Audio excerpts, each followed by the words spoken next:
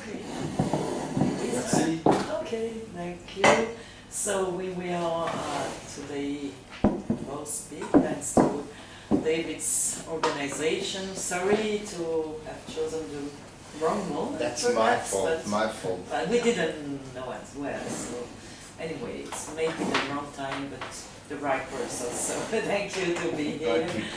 And I try not to speak too much because I think that José will give you a more, let's say, larger view of the literacy debate, but I want just to illustrate some experiments we did recently on the effects of literacy acquisition on auditory verbal memory, which are not only but mostly recent data collected by PhD, well, almost ex-PhD student, because she will defend her thesis next week, if I remember well, on these effects, so this time on auditory verbal memory. Just to introduce this, let me remind you rapidly the work we started many years ago, thanks to José and Paul Bertos's work on the impact of literacy. So we aimed at studying in a general way the effects of reading acquisition, and in order to do that, and in order to disentangle the effect of reading acquisition from the effects of more general effect, let's say, of schooling or of age, and of course neural maturation or socio-economical status, we try to make comparisons between not only literate people and illiterate people, adult people, but also with what we call ex-illiterate people, which means adults coming from exactly the same socio-economic background as illiterate adults, but who happen to having learned to read and write later on in their lives in special literacy courses. So doing, applying that kind of design some now 6 years ago, we did that very huge study using fMRI and comparing these three groups, joining the forces coming from France, of course, with Stanislas Dehaene and Laurent Cohen and other French colleagues, but also from Brazil, from Portugal, and in Belgium, José and me. And we compared the brain activation of these three groups of people, and what we observed is that as soon as they could read, we can see that there is activation in the so-called visual word from area, which means that as you can see here, as a function of the reading fluency measured here in terms of number of words read per minute, you can see that the level of activation of the visual word from area is increasing. Of course, it's near to zero in illiterates. It's intermediate in ex-illiterates, who also are less fluent reader, and is maximum in early literates, which means people like you and me who learn to read and write at school as children. So this was a confirmation of former studies, of course, that the visual word from area is indeed important, and what it shows is that indeed reading acquisition leads to modification within the visual ventral system. What we also observed, and which is more interesting, also not hugely surprising, is that the functional connections between the visual system and the speech system are also modified, reinforced by literacy. If you look at this illustration, you see that in readers only, both in ex-illiterates and illiterates, written strings, so the presentation of written strings, activate almost all the spoken language areas, which means that in fact there is a strong overlap, here illustrated by the orange parts, between the cerebral regions activated by both written and spoken inputs, which of course represent the fact that reading is in a way listening with the eyes, so you activate phonological codes, and so the speech system, the spoken language system, is activated by written strings as well, at least in our writing system. So this is, of course, very interesting, but not very surprising. Which is more surprising is that, conversely, literacy allows visual orthographic representations to be activated by spoken utterance. Indeed, what we observe is that with literacy, there is emergence of responses to speech, to spoken utterances, in the visual wolfram area, which means in the visual ventral system. So you can see that the level of activation by either words or pseudo-word alias is enhanced in literate people compared to the illiterate one. So as a function, again, of reading fluency. So this is already more surprising, but in fact is totally consistent with the behavioral literature showing that in literates there is a bidirectional pathway between orthography and phonology that contributes to the impact of spelling knowledge on speech processing. So if you look at the behavioral effects, indeed there are several studies showing that there is an impact of spelling knowledge on speech processing. These studies started in the end of the 70s by showing that metaphonological performance is different and transformed by spelling knowledge. For example, in a rhyme, auditory rhyme judgment task, it's easier to decide that the two words like ring and king rhyme than to decide on two words like, for example, toast and ghost rhyme. Only because in this case they share also the spelling representation, whereas in this case they don't. And this is in a purely auditory task that we can see that the responses are better and more rapid for the pairs like ring and king. So this is metaphonology, but those effects are not limited to metaphonology. We can also observe many effects of spelling knowledge in spoken word recognition. For instance, one of the most famous effects was discovered by Johannes Ziegler and Ludovic Ferrand in 1998, which is what is called the consistency, orthographic consistency effect. For instance, in a task like auditory lexical decision, participants are slower and make more error. Two words like flame, including a rhyme that has other spellings in that language, in English here. For example, in claim, exactly the same rhyme can be written in another, in a different way.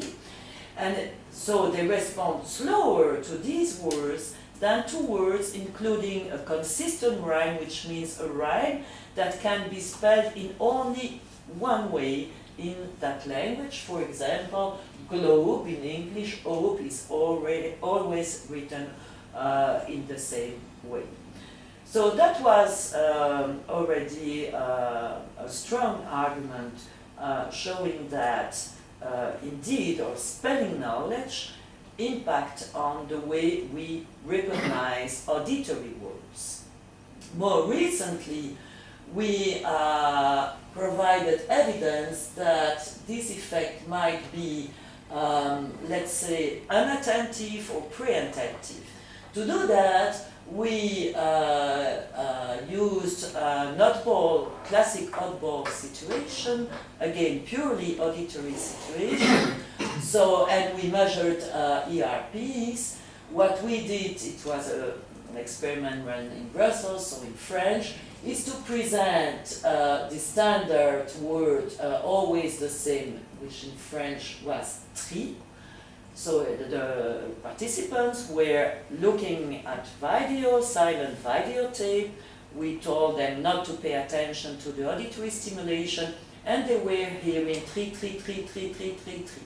Sometimes there was a deviant word, and of course what we did is to manipulate the spelling representation of that purely auditory deviant word. In one condition, it was the word cri, which has exactly the same spelling of the rhyme as the standard word tri.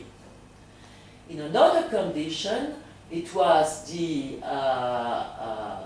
word cri, which is exactly, differs exactly in the same way with, from one phoneme from the standard as cri, but it happens that in French, cri has another spelling representation. And of course, we played with these words sometimes. This one was the standard, that one was a deviant, etc., to be sure that there was no problem in terms of, similarity, phonological distance, etc. In any case, what we did is to measure the mismatch negativity response, and we indeed observed a stronger mismatch negative response in the orthographically incongruent condition, which means when pri was the deviant and tri the standard, compared to when cri was the deviant and tri the standard. So when there is some difference in terms of spelling representation, although nothing visual is presented, there is a stronger mismatch negativity here in an unattentive situation. So we think that this illustrates the fact that those effects of spelling knowledge on speech processing are not, let's say, strategic effect. We automatically activate spelling representations once we are literate, and this modifies the way we process spoken utterances. So, literacy thus indeed seems to impact speech processing through, among others, spelling knowledge.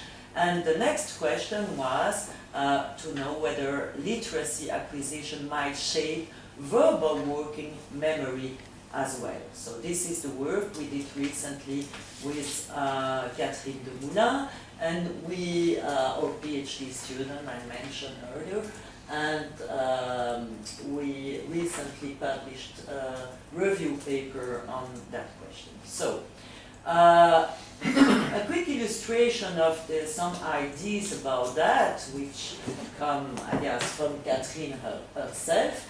If you ask, for example, to Socrates, he would say, certainly not. Why? Why? Because, in fact, Plato in Phaedrus expressed concern about what he called the inhuman nature of writing, stating that written words have a destructive effect on human memory. So in that dialogue, Socrates says, if men learn this, it will implant forgetfulness in their souls. They will cease to exercise memory because they rely on that which is written, calling things to remembrance no longer from within themselves, but by means of external marks. And this is a very common idea, in fact, is that oral tradition, well, it's forced oral memory, and so they have very good verbal memory. It's a very common idea. Yet, if we look at the data, and more specifically at the illiterate data, illiterate adults data, in fact, illiterate adults are quite weak in verbal short-term memory tasks. And compared to literates from the same socio-economic background, they display poor forward, backward digits and backward digit span, for instance, although they display similar visual spatial span, so it seems to be relatively specific to verbal memory. They display also poor word list learning and recall, and as shown in a very famous, the first study, in fact, a brain imaging study on illiterate adults by Alejandro Castro-Caldas in '98, they even have difficulties in immediate recall of spoken non-words or of low frequency, and also, alias, different brain activations in those situations. Some children data also suggest that literacy acquisition modulates verbal memory performance. For example, Alice, in a longitudinal study from ages 5 to 7, showed that reading skills contributed more to later proficiency in auditory verbal short-term memory than vice versa. And there was also more recently a study, a very interesting study by Kate Nation and Hume, showing that using again non-word repetition and showing that single word reading proficiency at age 6 predicted growth in that task, non-word repetition, between 6 and 7, even after controlling a lot of other factors, and in contrast, the non-word repetition was not a predictor of progress in reading, although most of the time people interested in the memory study, they study that way of the interaction. They study the impact of memory on reading acquisition, but not the contrary. So we are interested, we always are interested in a kind of different things, so we are interested in the feedback effect of reading acquisition on verbal memory. Now, we studied that in several ways with Catherine Demoulin. One way to study that is to perform a cutoff study on children.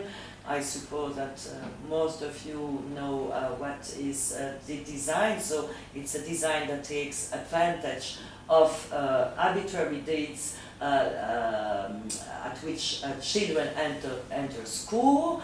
So we can find kindergarten who have exactly the same age as children who already started reading and writing acquisition at grade 1. And so we try to match children in terms of age, and well, it was designed, used, for example, by Morrison, and here, alias in Israel, a very famous study by Shlomo Benti. Yeah, yes. Who a huge sample, I don't remember, hundreds of children, on the development of phonological awareness. So we did exactly the same, except it was a smaller sample, and it was on verbal memory. So we compared what we call old kindergarten, which who are matched in age with what we call young first graders, so same age. And we compared also young first graders to old first graders, because these two groups, of course, they are exactly at the same level in terms of schooling, in terms of reading and writing acquisition, but they differ only but by age. So we presented them, I won't enter into the details, but we presented them to 7 tests of, reading and metaphonology, including syllable deletion, phonemic deletion, etc. we computed an overall literacy score, and we presented them also with 3 memory tasks.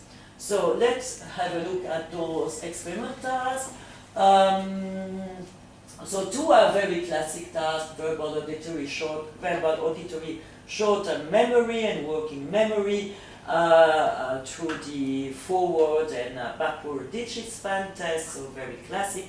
And we, in addition, used a task measuring short-term memory for serial order by the animal race task. I'm not sure you know that task. So we present auditory list of 2 to 7 animal names, always the same animals, alias cat, dog, rooster, lion, wolf, deer, and monkey, because they are very common. We know all the children know these animals, and the item information was made fully available to the children at record, given that after each sequence we give the cards to the child, and for example, if there were 4 items, now we give the 4 cards, and we ask the child to put them on the podium, saying that it was a race between the animals, and asking them what is the order of arrival. So if they heard, for example, bear, rooster, lion, dog, they have to put this one there, then the rooster on the second one, and so on. Okay? What we observed was that indeed there was a difference between the what we call the old kindergarten and the young first graders, which means children of the same age but different reading levels. They did differ significantly both in the serial order reconstruction task and in the digit span backward task, not significantly in the digit span forward, but if we compute the correlation with the literacy score, there is also a correlation there with the literacy level. So this contrasts, of course, hugely with the fact that if we compare the youngest with the oldest first graders, there is no difference at all. And no correlation for age, with age except for the digit span backward, but even so, the correlation with literacy remains significant even if we control for the effect of age.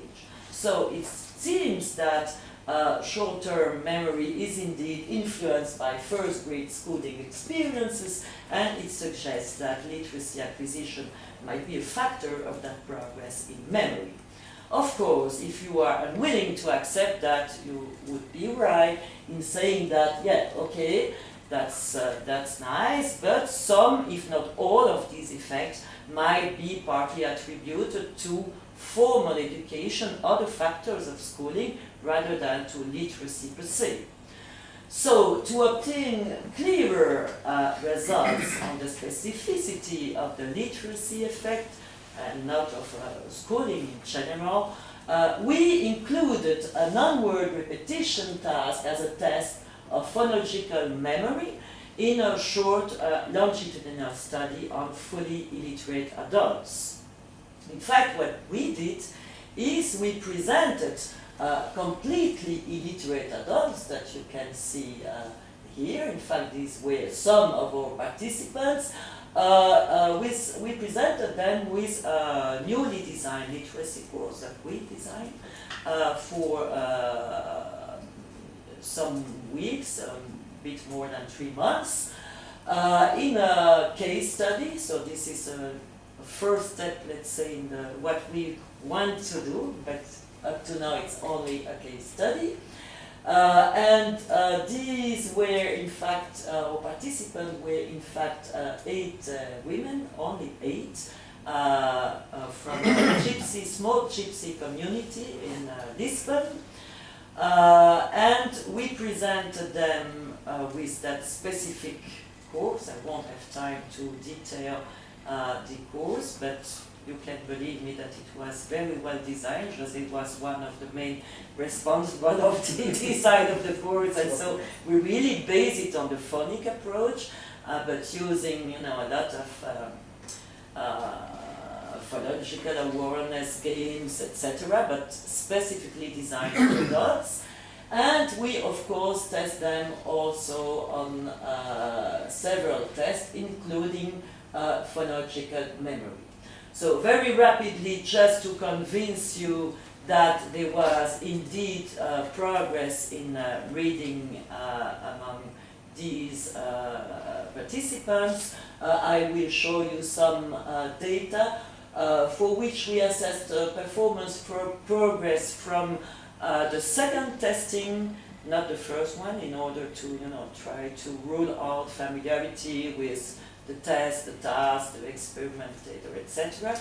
And also we use two different ways to assess progress. We calculated the regression coefficient analysis and the relative gains as well, which means is the relation between a post-test after the course and the level they had already at pre-test, because of course for reading they were all at 0 because they were illiterate, but for letter recognition most of the illiterate, they know a few letters, for example the first letter of their name, of their husband's name, and for memory and for syllable awareness, for example, of course they are not at 0, so we prefer to use relative rather than absolute gains.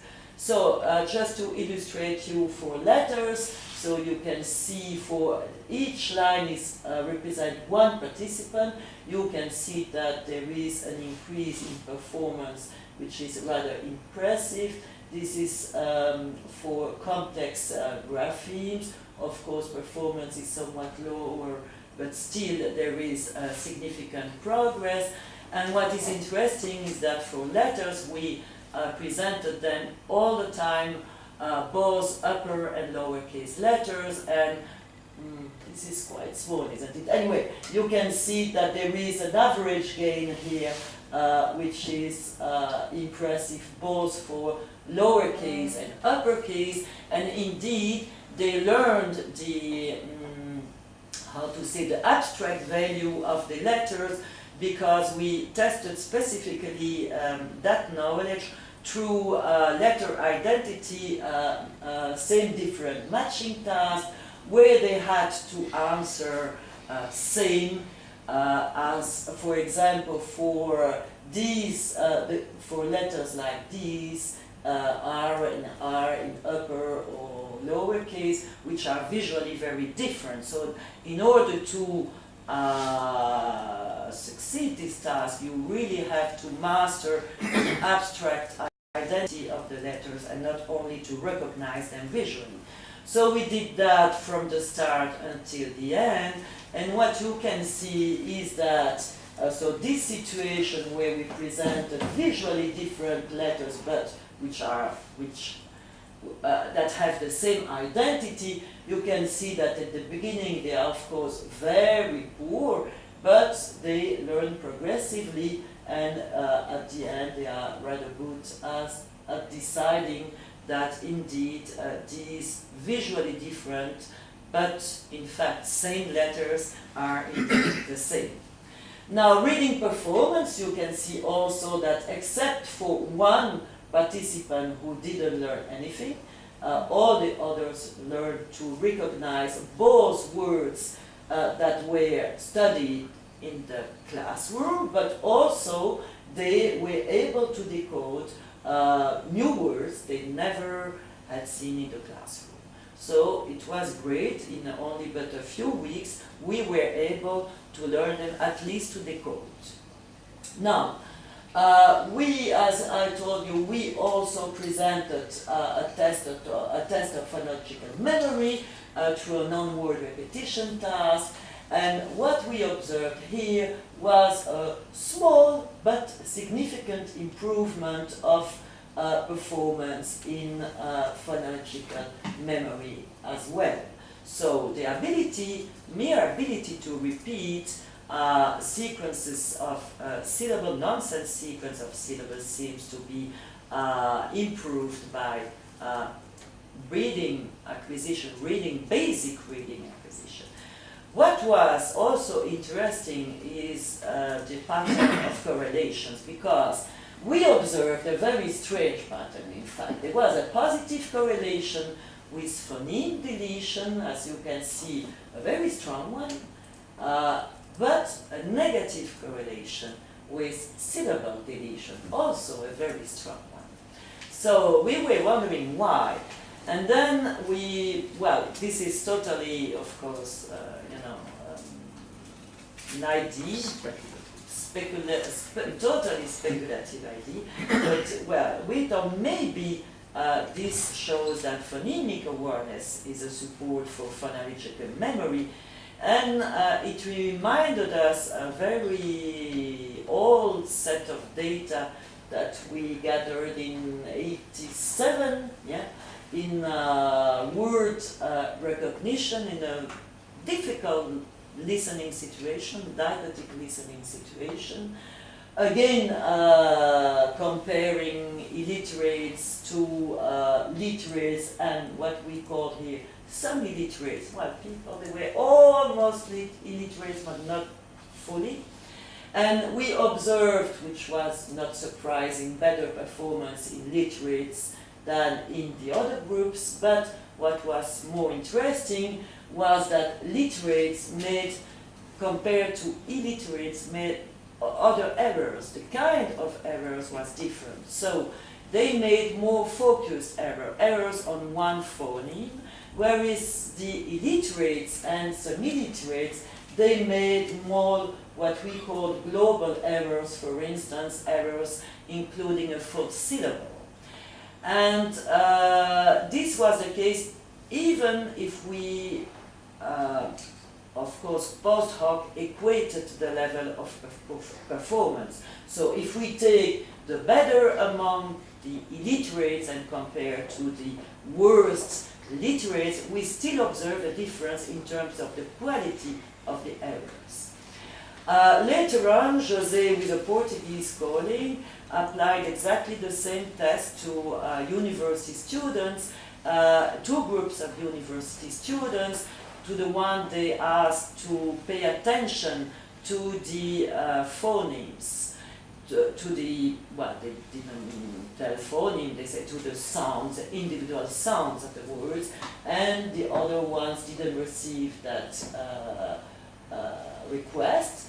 And as you can see, again, we observe a difference between the errors, so more local segmental errors in that experimental group compared to the control group, and vice versa for the global errors. So it seems that literate people focus their attention on individual phonemes. They thus made different errors in more difficult listening conditions, and so maybe this may impact also on the way we encode memory words or serial words in memory.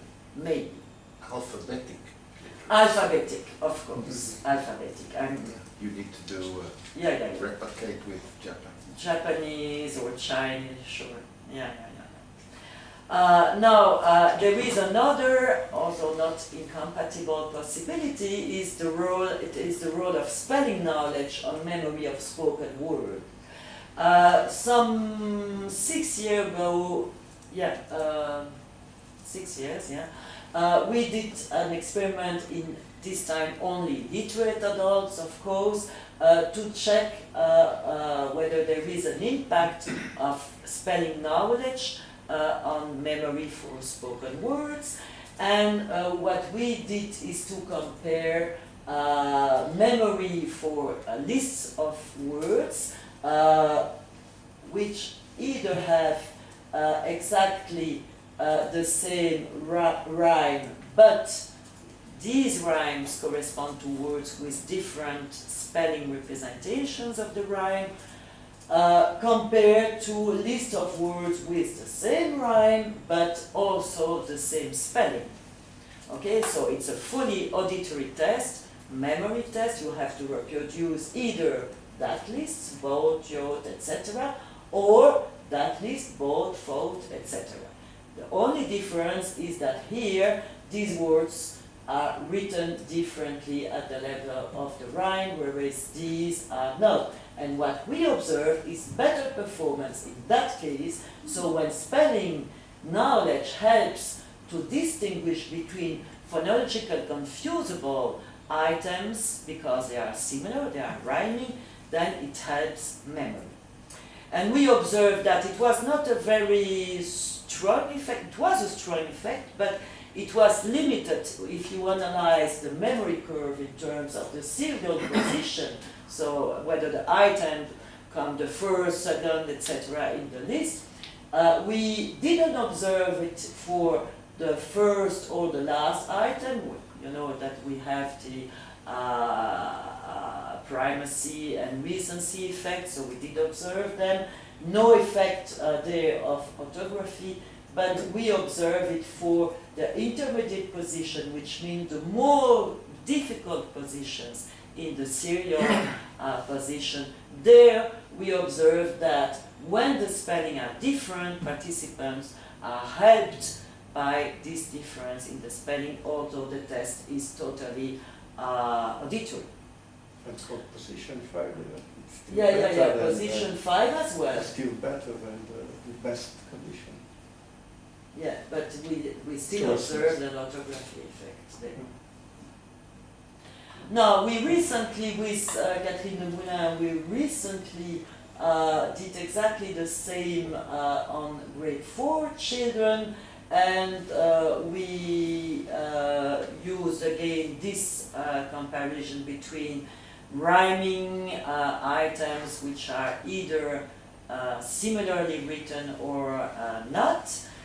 What the difference here is that we computed, let's say, more sophisticated score. If we look at absolute accuracy, as I showed the serial curve some minutes ago, we also observe an effect of orthographic dissimilarity, beneficial effect of orthographic dissimilarity, but here it was limited at the last serial position, which we don't understand so much, but this is a global, let's say, absolute accuracy score.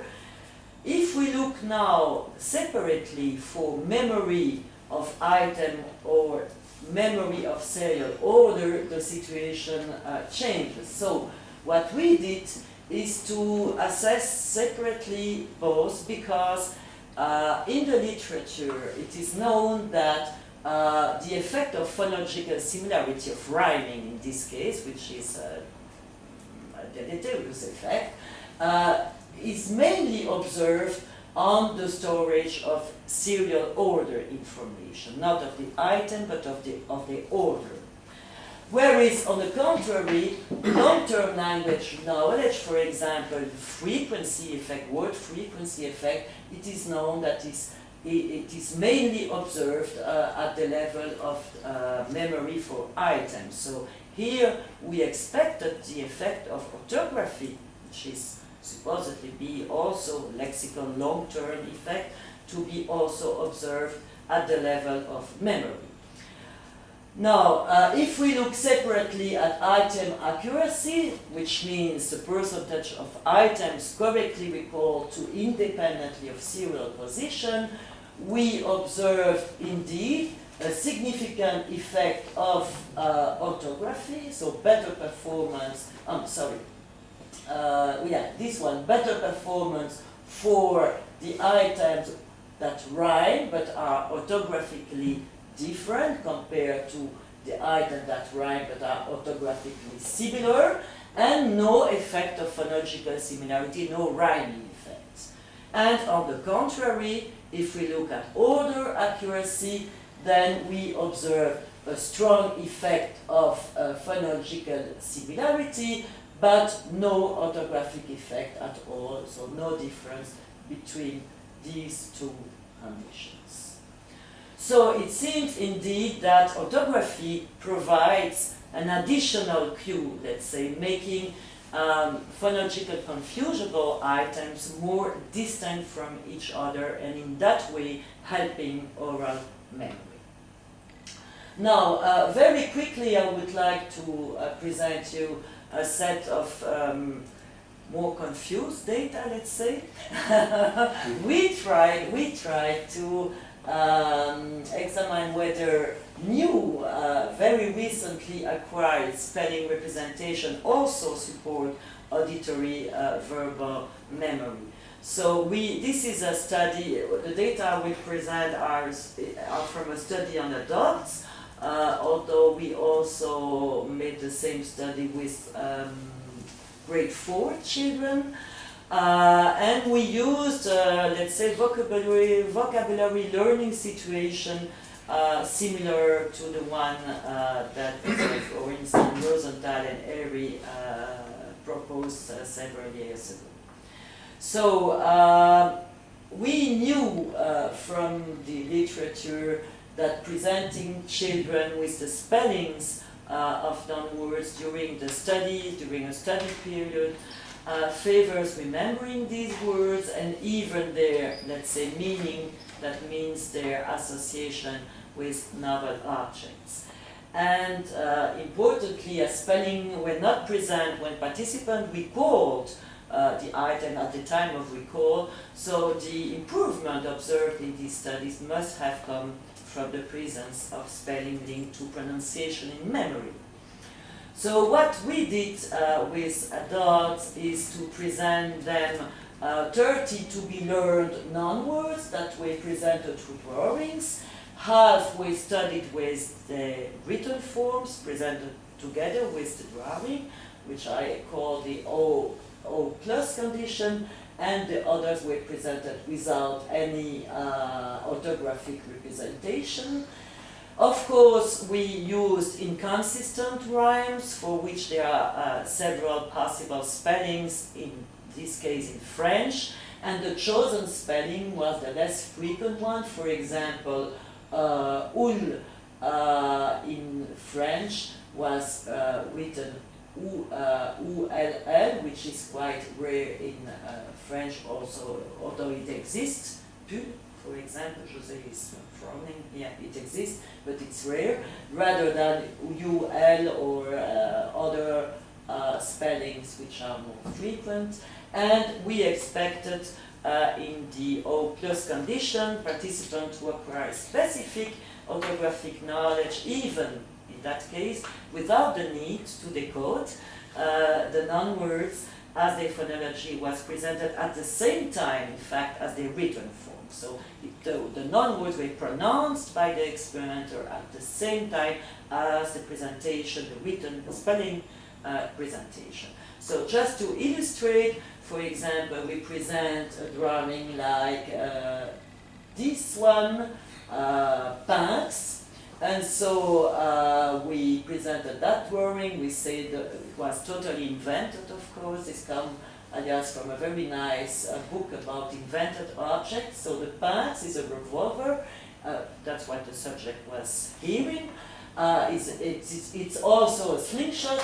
With the pince, if your gun is not working anymore, you may still use it as a simple but effective slingshot to clear up a burglar without taking the risk to, etc., etc. And they had a whole story, hearing several times the words, and at the same time, for half of these objects, they saw the name, for the other half they didn't. Importantly, learning level between the what's that? That should be a plus, sorry. O plus and O minus condition was equated, which means that after presentation of these stories for all the 15 non-words of a condition, participants were probed with a picture and they had to produce its name, and corrective feedback was given and items were considered as learned once they were correctly identified twice by the participant. So what we observed is, of course, yeah, we pre-tested them on an immediate serial recall test of these words before, so that learning phase, and we tested them twice after the learning phase, which means immediately and 1 day later, because again we know from the literature that it might be important to sleep, so we tested twice.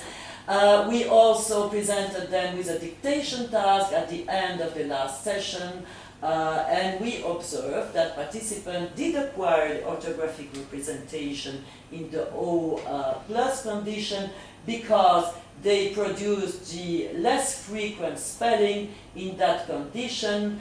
Yes, I forgot to say that there were two sets of words, of course, set A and B. Half of the participants were presented with the spelling for set A and not B, and vice versa for the other. And you can see that those who learned the set A, for instance, they produce much more the target, let's say, spelling for set E than for set B, and vice versa for those who were presented with the set B in the O plus condition. So, okay, they learned the orthographic representation. But if we look now at the performance in the immediate serial recall task, there was no effect at all of condition on the recall performance. So no difference between the O plus and O minus conditions in terms of memory. So these are the data with us. We observed almost the same, let's say, negative results on grade 4 children. So we don't know what was wrong, but something is going wrong.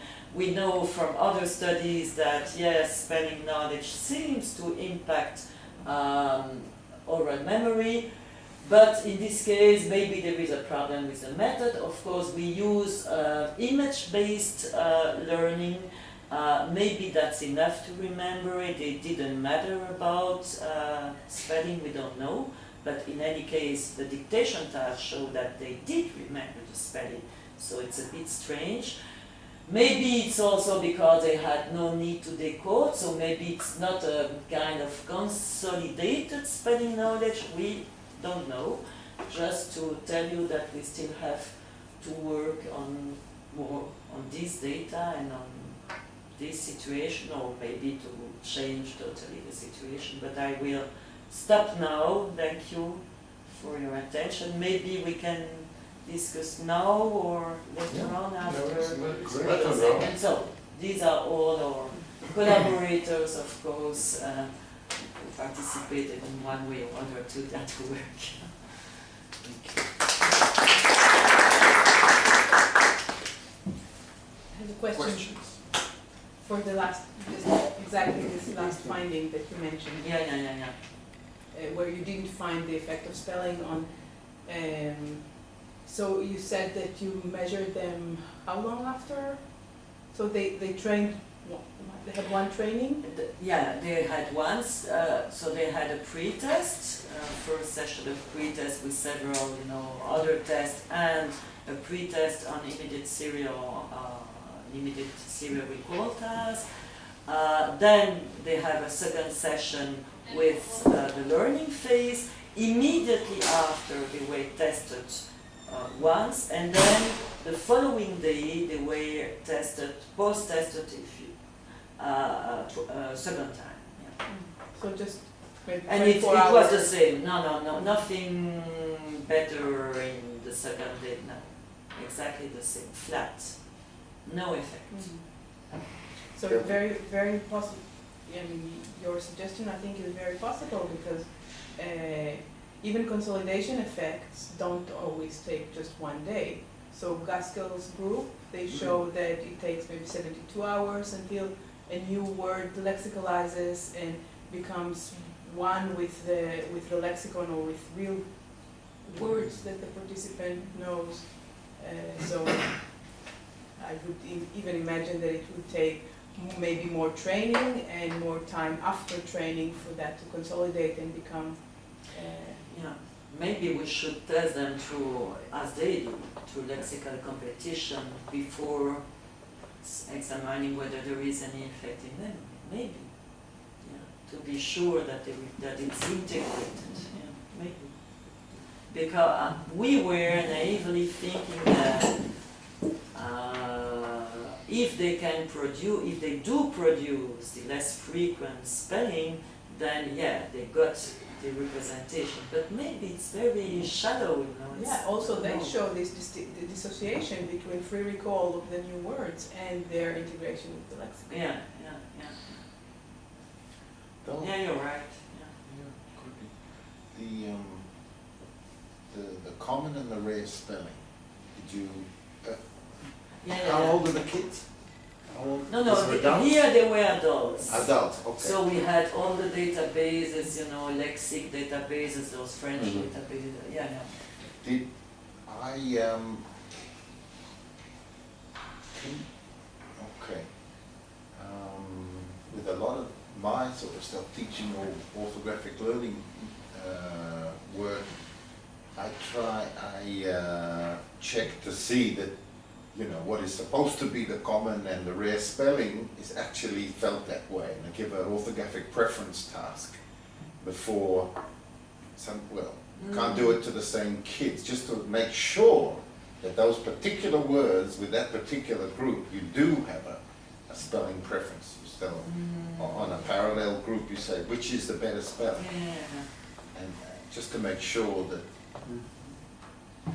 I there should is a check preference. I should check you whether could, she you did could, that. you could just do a, yeah. Do you remember, Jose, whether she did that on a separate group?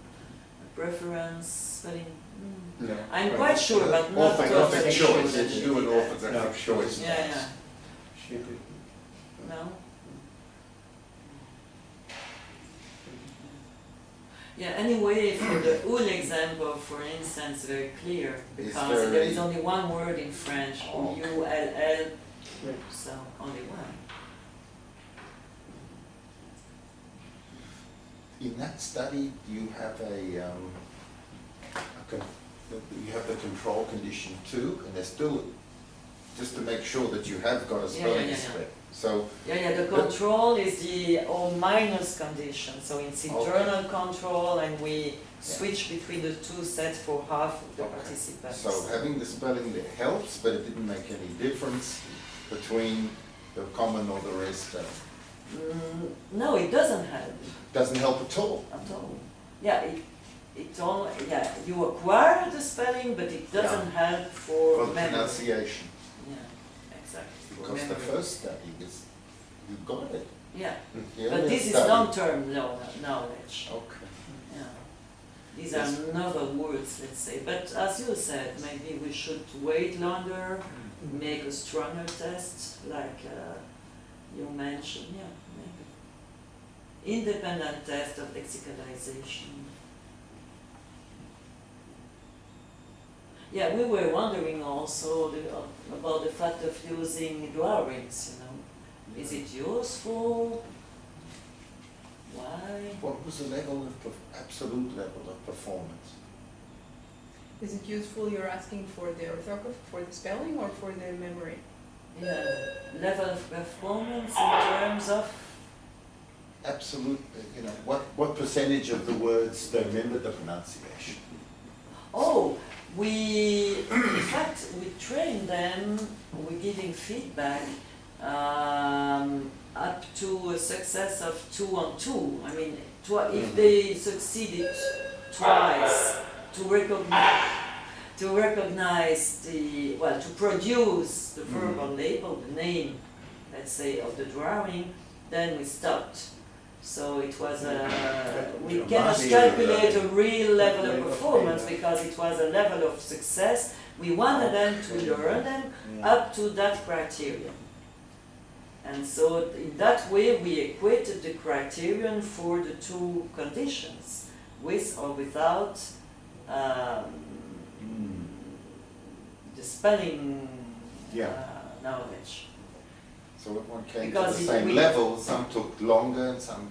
Yeah, sure. We Yeah. could calculate the number of trials. Yeah. We could calculate the number of trials they needed, and it was longer without spelling, as far as I remember. And Yeah. the test the day later was just... Do you remember Exactly the name the of same. this? Exactly the same same. as this one, which means lists of words they had to remember in their serial order, so immediate serial recall, classic immediate serial recall test. And it was exactly the same pattern. Oh, but you can see it here, sorry. This is the comparison between the test right after the learning phase and the pre-test. And this is the comparison between the second post-test, so the day after, and the pre-test. So these are the size of the effect, pre-post, either immediate or the day after. What is the difference in raw scores between a These point are- 30 and These a are 20? percentages, so it's very poor, as you can see. Okay. Very poor. Yeah. So it was No difference, no help by spelling knowledge, no, not at all. No, but these are differences, isn't it? In fact, this is the size of the effect, sorry. This is the size of the effect, okay? So, which means, very small. yeah, session percentage obtained at session 2 minus percentage obtained at session 1. And this session 3 minus session 1.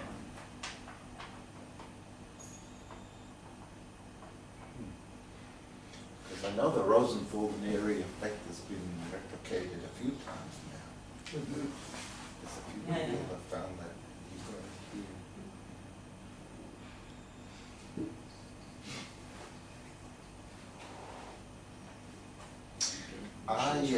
I'm going to comment on the non-word repetition. I mean, I'm happy and sad at the same time about that data. It's amazing. 14 weeks of training with your literates, and the differences are enormous. That's amazing, you know. And that's wonderful news for people that think literacy is important, and it changes our brain, it changes the way we see the world, think about the world. It just, you know, as Ovid Singh once said, the modern world is unthinkable without writing and literacy. It's simply unthinkable. But on the other hand, for people who, like me, for so many years, who's been trumpeting, you know, phonology is so important and it's a predictor. We know that because things like non-word repetition predicts learning to read, and you know, this is an important predictor, and that's very distressing because we've often considered that, I know that sort of data has been around for a while. Chiat and Snolling and Hume, they had stuff from the 90s also, that it's just the way we process words at the phonemic level, at the analytic, subsyllabic level. And it's nice that interaction with the syllable deletion, actually negative, that's beautiful. It's impressive. It's a beautiful effect there. So we'll have to think again about our non-word repetition tasks. Yeah, but I think that these data, they don't contradict the fact that if you have better phonological, let's say in a more general way, representation from the beginning, then you will be helped. So, I mean, it's not in contradiction. I'm not pretending that, oh, all those data are, you know, feedback effects from, I don't think so. I think we neglected for a long time these feedback effects, and that we should pay attention to them. That's why I'm trying to show. But it doesn't, you know, negate the way that it might be important as well to have nice, solid, fine representation even before you start learning. So it's just to say one thing, complementing what Régine said. I think that we should not infer from that that phoneme awareness was having an effect on the development of phonological memory. Because actually, only one of the subjects, the best one, in terms of reading, No, there was succeeded quite clearly succeeded in was the good. in the English. There Was was another good one, in the yeah. deletion test, in the phoneme deletion test. Only that was that subject. So I come back to my old ideas that, well, phoneme awareness is something that is more an effect. I think there is an interactive relationship, of course, reciprocal influence. But phoneme awareness, in the way we conceive phoneme awareness as an abstract representation, a conscious representation, is probably an effect more than a cause. And perhaps this development in phonological memory, which was observed in four of the subjects, the best, more or less the best one in reading, but so 4 of the subjects, probably is not specific to phoneme awareness. Given that it's not only that subject, it's for the 4 best You readers. mean we should have tested rhyme or whatever? I don't know what we should have. I don't know, but I'm sure it's. Well, that's a small. And I But agree sure, that because we- you had that strong correlation, negative correlation with symbol awareness. That's what's Yeah, amazing. but that's, Yeah. you've only got 9 subjects there, right? So, Just to this last point, we have data from Israeli high schoolers, and we had them do a phoneme deletion awareness in Hebrew and in English, which is their Yeah. less proficient second language, and they did better in English. Because in Hebrew, at that point in their reading, there is no orthographic representation for the vowel. And so they tended to delete CVs, not only the phonemes in Hebrew, whereas in English, where the orthography supports the single phonemes, their phoneme deletion performance is better. So this goes along with what you were I saying. think that on the most feedback. of this test data on syllable phoneme deletion, etc., must be influenced by the phonological characteristics of the language too. 'Cause And by but also by the level of specification in the orthography.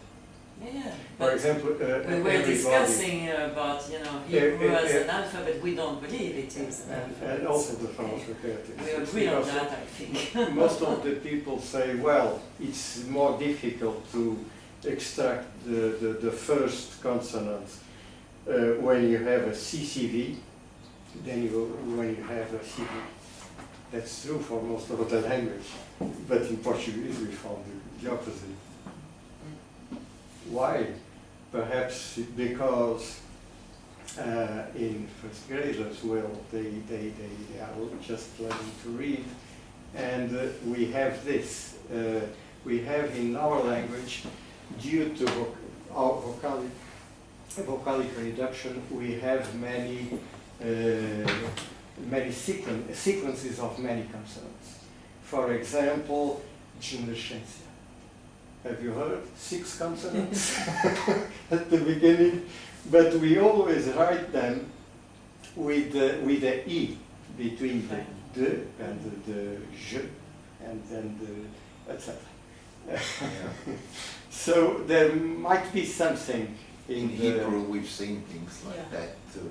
You get a consonant cluster and people want to say film instead of film. We talked about this.